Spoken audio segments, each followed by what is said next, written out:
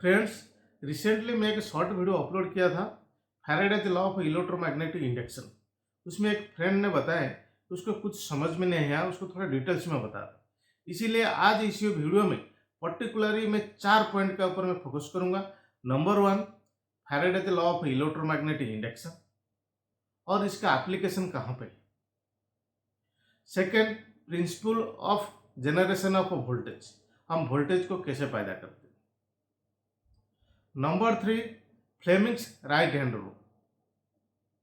और फोर्थ में आप न्यूज में देखे होंगे कभी कभी आता है कि जो सोलर स्ट्रोम होता है जिसका चलते आपका इलेक्ट्रॉनिक जो गैजेट है वो खराब हो सकता है, आपका टीवी, आपका मोबाइल, इवन सेटेलाइट खराब हो सकता है। वैसे क्यों होता है उसी के ऊपर मैं आज डिटेल्स इसी वीडियो में मैं आपको बताने जा रहा हूँ। इसीलिए वीडियो का स्किप नहीं करके पूरा देखिए और ये चीज आपको बहुत आसानी से समझ में आ जाएगा। नंबर 1 में देखिए, Faraday's law of electromagnetic induction. An electric current is induced in a closed circuit if the magnetic flux is changed। Means आप देखिए, मान लीजिए ये वाला एक कंडक्टर है, ये कंडक्टर को हम जहाँ पे रखें, मान लीजिए इसी को, एक कंडक्टर को क्या है ना, हम एक मैग्नेटिक फील्ड के अंदर में रखें और ये जो मैग्नेटिक फील्ड है इसी को हम चेंज करें, मतलब पास में लेकर आ रहे हैं और दूर ले जाते हैं या उसको ऊपर नीचे करते हैं, जिसका चलते इसका ऊपर में जो फ्लक्स डेंसिटी था वो फ्लक्स डेंसिटी कम हो जाएगा, फिर बढ़ जाएगा, फिर कम हो जाएगा, बढ़ जाएगा, जिसका चलते क्या होगा ना, इसका ऊपर में एक वोल्टेज इंड्यूस होगा। और बात है इसमें करंट फ्लो होगा कि नहीं, ये सर्किट कंप्लीट है तो इसमें करंट फ्लो होगा। और उसका ऑपोजिट भी सेम है। मान लीजिए मैग्नेटिक फील्ड जो है वो कांस्टेंट है, लेकिन ये कंडक्टर को हम ऊपर नीचे करेंगे या ऐसे ऐसे करेंगे, ठीक है। इसमें क्या है ना, मेन चीज है फ्लक्स डेंसिटी चेंज होना चाहिए। जो फ्लक्स इसका ऊपर में है ये चेंज होना चाहिए। जैसे होगा इसमें करंट इंड्यूस होगा और एक क्लोज सर्किट है तो ये करंट फ्लो होगा। और इसमें देखिए दो चीज, अगेन मैं आपको रिपीट कर रहा हूँ। पहला बात है मैग्नेटिक फील्ड जो है उसको हम चेंज कर सकते हैं या ये जो कंडक्टर को मूव कर सकते हैं, और दोनों को कांस्टेंट करके हम मैग्नेटिक फील्ड भी चेंज कर सकते हैं। जैसे ट्रांसफार्मर में होता है, वहां पे देखिए दोनों वाइंडिंग सेम है, कोई रोटेटिंग पार्ट नहीं है, लेकिन जो प्राइमरी वाइंडिंग है उसमें अल्टरनेटिंग करंट है, जिसका चलते जो इलेक्ट्रिक फील्ड है वो चेंज होता है, जिसका चलते जो सेकेंडरी वाइंडिंग है उसमें जो फील्ड है चेंज हो जाता है, जिसका चलते सेकेंडरी वाइंडिंग में वोल्टेज एंड करंट इंड्यूस होता है। एक्चुअली वोल्टेज प्रोड्यूस होने का जो फॉर्मूला है N D five by D T, means number of conductors and flux density और कितना टाइम में चेंज हो। नेक्स्ट देखिए, इसमें जो करंट प्रोड्यूस हुआ उसका डायरेक्शन क्या होगा वो हमको पता चलता है फ्लेमिंग्स राइट हैंड रूल से। फ्लेमिंग्स राइट हैंड रूल क्या है, ये देखिए मेरा राइट हैंड, और इसमें देखिए ये वाला मोशन को इंडिकेट करता है, ये फ्लक्स का डायरेक्शन को इंडिकेट करता है, ये करंट का डायरेक्शन को इंडिकेट करता है।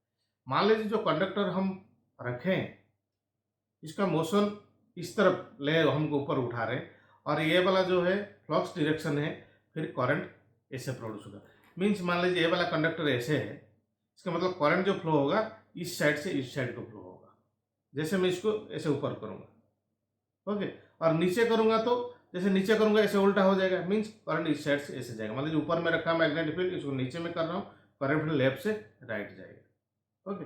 अब देखिए फ्लक्स का डायरेक्शन जो है, आप सोच रहे हो फ्लक्स का डायरेक्शन क्या होता है। फ्लक्स का direction means north pole to south pole जो फ्लक्स जा रहा है उसको फ्लक्स डायरेक्शन बोला जाता है, ठीक है। नॉर्मली एयर में जो फ्लक्स का डायरेक्शन रहता है मैग्नेटिक फील्ड का अंदर वो north pole to south pole होता है, और inside the magnet south pole to north pole. इसीलिए जब कोई फ्लक्स का डायरेक्शन आपको पूछेगा आप बता सकते हैं north pole to south pole, और इसी हिसाब से दोनों का करंट का डायरेक्शन चेंज होता है। लेकिन साइंटिस्ट क्या करते हैं ना, दो कंडक्टर यूज करते हैं, उसको लूप कर देते हैं, मीन्स इसको रोटेट करके घुमाते हैं। मतलब एक का डायरेक्शन लेफ्ट टू राइट हुआ, दूसरा में राइट टू लेफ्ट, ऐसे करके बहुत सारा कॉइल बना देते हैं और वो सीरीज में बन जाता है, और जिसके चलते बहुत ज़्यादा वोल्टेज प्रोड्यूस होता है। अब ये सारा प्रिंसिपल क्या नाम जनरेटर में यूज करते हैं। और जनरेटर में जो वाइंडिंग होता है, वाइंडिंग मीन्स कॉइल, बहुत सारा कॉइल्स हम इसको फिक्स कर दिया, सीरीज में लगा दिए, लगा के ये दोनों को सीरीज कर दिए। मान लीजिए पहला वाला में लेफ्ट से राइट गया और दूसरा इधर एक रखे राइट से लेफ्ट, इसको घुमाए ऐसे करके, और जो वोल्टेज प्रोड्यूस हुआ वो सीरीज होकर टोटल वोल्टेज आ जाएगा, और ये जनरेटर का प्रिंसिपल। अभी आप समझ गए होंगे पहला question, second question and third question. अभी फोर्थ क्वेश्चन में हम आ रहे हैं, जो सोलर स्ट्रोम होता है क्यों जो इलेक्ट्रॉनिक गैजेट है खराब हो जाता है। देखिए सोलर स्टॉर्म जब होता है ना उसमें मैग्नेटिक फील्ड सूरज से निकलता है और उतना जब कैपेसिटी का मैग्नेटिक फील्ड आता है ये हमारा सेटेलाइट में धक्का लग सकता है। जैसे सेटेलाइट हो के पास हो जाएगा, इलेक्ट्रॉनिक गैजेट हो के पास हो जाएगा, ट्रांसमिशन लाइन हो के पास हो जाएगा, किंतु मैग्नेटिक फील्ड तो किधर पे होके जा सकता है। जिसका चलते जैसे हमारा मोबाइल है उसका अंदर में क्या है ना कंडक्टर से कॉपर से उसमें क्या है ना वोल्टेज प्रोड्यूस हो जाएगा। आपको पता है कि जैसे कि मोबाइल के अंदर मैक्सिमम 5 to 7 वोल्ट में वो चलता है, लेकिन मान लीजिए इतना मैग्नेटिक फील्ड हम बढ़ा दिए जिसका चलते उसका वोल्टेज लेवल बढ़ गया 10 12 की 15 हो गया। उसका अंदर में जितना भी इलेक्ट्रॉनिक कंपोनेंट ट्रांजिस्टर्स आईसी है वो खराब हो जाएगा। और सेम चीज टीवी में भी एप्लीकेबल है। आपका घर में टीवी टंगा हुआ है लेकिन मैग्नेटिक फील्ड बाहर से आ गया, उसका अंदर होके चला गया, जिसका चलते उसका अंदर हाई वोल्टेज प्रोड्यूस हो जाएगा और उसको खराब कर देगा। और देखिए जो सैटेलाइट है वो तो और डेंजर में, क्योंकि उसका स्पीड ज़्यादा है। पहले तो उसका स्पीड ज़्यादा है, लगभग 90 मिनट में पृथ्वी का एक चक्कर लगाता है और मैग्नेटिक फील्ड आ गया। इसका मतलब क्या है ना, देखिए वोल्टेज बहुत ज़्यादा प्रोड्यूस हो जाएगा। एक्चुअली वोल्टेज प्रोड्यूस होने का जो फॉर्मूला है N D five by D T means number of conductors and flux density और कितना टाइम में चेंज हो रहा है। उसका देखिए टाइम तो बहुत जल्दी चेंज हो रहा है, अब फ्लक्स ज़्यादा हो गया तो इसीलिए वोल्टेज बहुत ज़्यादा प्रोड्यूस हो जाएगा। और जैसे वोल्टेज प्रोड्यूस होगा जो सर्किट है उसमें जो आईसी है, जो इलेक्ट्रॉनिक सर्किट है, ट्रांजिस्टर है, वो खराब हो जाएगा। इसीलिए आप सोचे होंगे कि जब कोई आता है न्यूज में कि एक सोलर स्टॉर्म आ रहा है, आपका इक्विपमेंट खराब हो सकता है, आप इसको निकाल देंगे तो सेफ हो जाएगा, सेफ नहीं रहेगा। आशा करता हूँ आप चारों पॉइंट समझ गए होंगे और कुछ डाउट हो तो आप जरूर कमेंट करके पूछिए। और इसी टाइप का वीडियो देखने के लिए चैनल को सब्सक्राइब कीजिए और वीडियो को लाइक और शेयर कीजिए। Thank you.